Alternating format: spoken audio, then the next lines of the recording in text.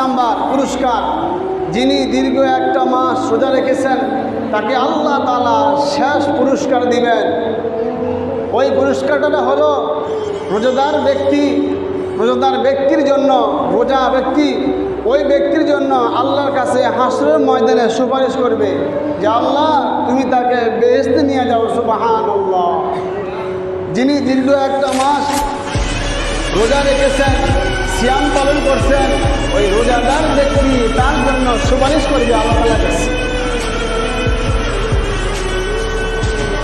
কিয়ামতের ময়দানে দুইটা জিনিস আল্লাহর কাছে সুপারিশ করবেন। বলেন কয়টা জিনিস? বলেন কয়টা জিনিস? দুইটা জিনিস আল্লাহর কাছে সুপারিশ করবেন।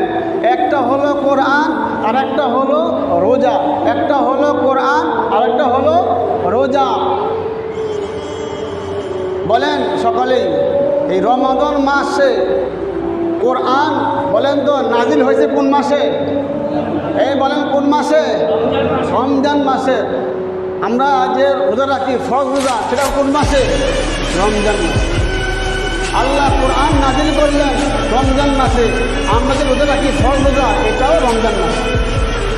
তো কিয়ামতের ময়দানে আল্লাহর কাছে সুপারিশ করবেন দুই জিনিস, একটা হলো কোরআন আর একটা হলো রোজা।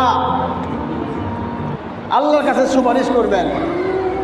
নওজোয়ান ভাইরা, বৃদ্ধ বাবাজিরা, এই রমাদান মাসে আমি আপনি, আমার ফ্যামিলি, আমার আব্বা, আমার স্ত্রী, আমার মেয়ে, আমার সন্তান কতটুকু কোরআন খতম করলো, কতটুকু কোরআন পড়লো, আর আমি বা কতটুকু কোরআন পড়লাম বা আমিও বা শুনলাম।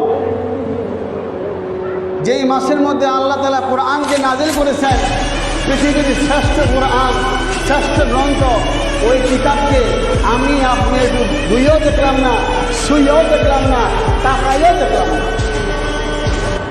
অথচ আমি আপনি মুসলমানের সন্তান, আমার নামও মুসলমান, আমার আব্বাও মুসলমান, আমার মাও মুসলমান, কিন্তু আমি কোরআন পড়তে পারি না, আমি কোরআন পড়তে পারি না, আমি কিছুই পারতেছি না।